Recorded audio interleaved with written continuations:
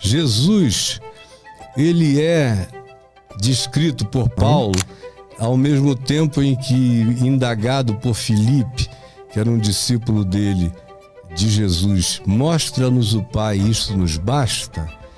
Jesus disse: Filipe. O que é a figura de Jesus? Ele é um ser humano que veio fazer o quê? Ensinar a regra desse universo, nos mostrar quais são as regras que a gente tem que seguir para que esse universo nos retribua. E da onde ele surge? Ele vem de fora ou ele vem de dentro? Ele está dentro de Deus ou ele estava junto de Deus? Ele é Deus em Deus. E é um mistério. O cara que disser que compreendeu isso está mentindo, enganando. Nós temos limitações. Ontem alguém me perguntou quais são as suas dúvidas. Eu falei: eu não tenho dúvidas, eu tenho muitas ignorâncias, mas não tenho dúvida nenhuma. Ignorâncias eu tenho, tem muita coisa que eu não sei explicar. O poder de atratividade gravitacional de um buraco negro. Não dá para eu te explicar um buraco de minhoca, mas eu não nego. Agora, eu também não sou um cara de que porque eu não alcanço alguma coisa, eu duvide. Eu não tenho dúvida nenhuma, especialmente porque a principal dúvida que um ser humano podia ter, que era a que eu tinha, em razão da qual eu quis me matar quando era jovem, sumiu. Eu posso não saber os mistérios do universo, mas eu tenho uma relação com aquele em quem o universo existe. Isso me basta, me enche. Não me torna alguém satisfeito com a ignorância. E eu sou ávido por leituras que vão da física quântica a qualquer outra área de saber. Eu me interesso por tudo, por genética, por qualquer coisa que você apresente como ciência factual. Para mim, também as não factuais, aquelas que ainda nem são levadas a sério, que são as ciências vibracionais, de energias sutis, de um monte de coisas com as quais eu lido desde que eu conheci o Evangelho, e eu não sei te explicar como elas funcionam, mas eu sei de onde elas procedem. E eu não tenho, portanto, dúvida, embora eu tenha muitas ignorâncias, satisfeitas pelo fundamento da minha confiança no significado da vida.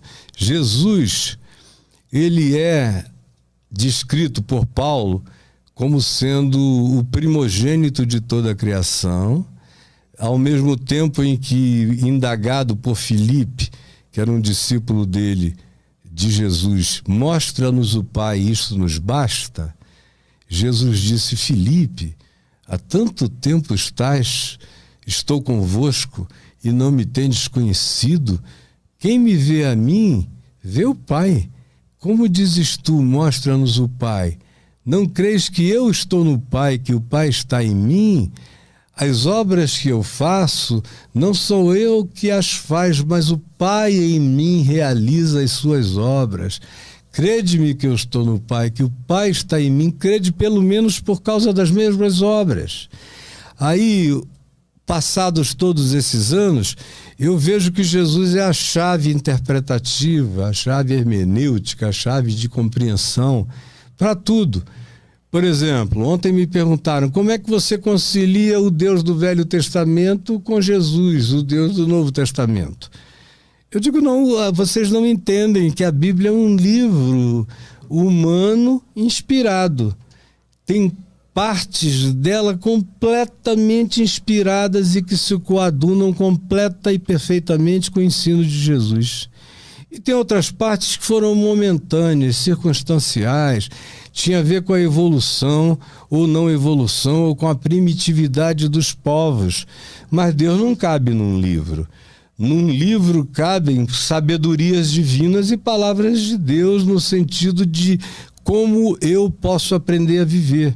Agora, em Jesus, eu tenho o verbo dos gregos, que começou essa ideia do verbo lá em Mileto, com aqueles grandes pensadores pré-socráticos de Mileto, foram os que designaram a realidade de que o universo era fruto do Verbo. E o Verbo era a razão essencial. Então João, apóstolo de Jesus, já com 90 anos, escrevendo o evangelho dele, ele falou: no princípio era o Verbo, e o Verbo estava com Deus, e o Verbo era Deus. Agora vai dormir com esse barulho, né? É uma das não dúvidas que carregam ignorâncias para mim. Mas pela intuição, o que está para além do código de explicação, eu intuo para mim, de modo que eu sei Deus em mim. Foi Jung, já na velhice, que alguém perguntou se ele cria em Deus. Ele falou: passei desse tempo.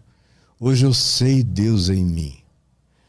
E eu te digo a mesma coisa. Eu já passei desse tempo. Hoje eu sei Deus em mim.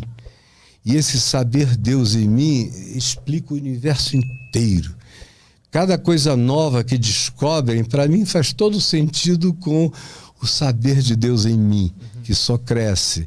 Então, o que Paulo diz também sobre Jesus? Ele diz que Deus estava em Cristo reconciliando consigo unilateralmente o mundo inteiro. O mundo está reconciliado com Deus. As pessoas é que não sabem ou não querem viver. Foi a primeira pergunta antes de começarmos a gravar que você fez, né? Por que é tão difícil amar? Porque as pessoas não querem, dá a impressão de que elas vão se enfraquecer, que elas vão se abobalhar, se idiotizar, imbecilizar, qualquer outra coisa, quando na realidade é justamente o oposto. Eu nunca fui tão forte, tanto mais quanto o amor cresce em mim. Eu nunca fui tão poderoso na simplicidade, no serviço, na fraqueza, na humildade. Humildade não é você andar igual um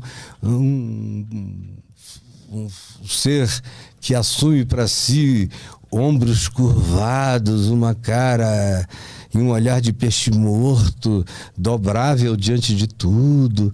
Não. Humildade é o poder de não parar de aprender. É ensinabilidade. O ser humilde é o cara que está sempre aberto para aprender e para dar razão à verdade. Então, eu busco ser humilde o tempo todo, porque não quero que nenhuma verdade passível de compreensão e de absorção não me penetre. Venha ela de onde vier, mesmo que não venha do Evangelho. Aí tem gente dizendo: mas alguém pode aprender alguma coisa com um ateu? Eu aprendo o dia inteiro com ateus, cresço com os agnósticos, eu pratico o que eles praticam. Às vezes eu aprendo até com os grandes erros deles, mas que me são de uma sabedoria antitética extraordinária. Agora, o grande mistério disso tudo é de quem é Jesus. Jesus é o Cristo encarnado, mas o Cristo precede a Jesus. Jesus é a manifestação, é a expressão exata do Cristo de Deus. Mas o Cristo, Pedro diz, Paulo diz, João diz, que o Cristo, que é chamado também de o Cordeiro, como João Batista disse: eis o Cordeiro de Deus que tira o pecado do mundo, quando ele viu Jesus passando. Tira é um verbo que designa é um presente contínuo. Tirou ontem, tira hoje, tirará amanhã, tirará sempre. Ele chamou de Cordeiro.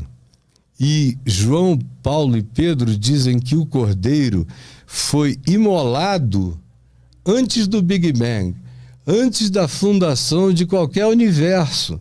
Ou seja, o próprio surgimento do universo é o esvaziamento de Deus. O universo é Deus se esvaziando de Deus. E criando todas as coisas de modo que Deus mesmo não existe. Que existe é você. Eu existo. Ela existe. Em Deus.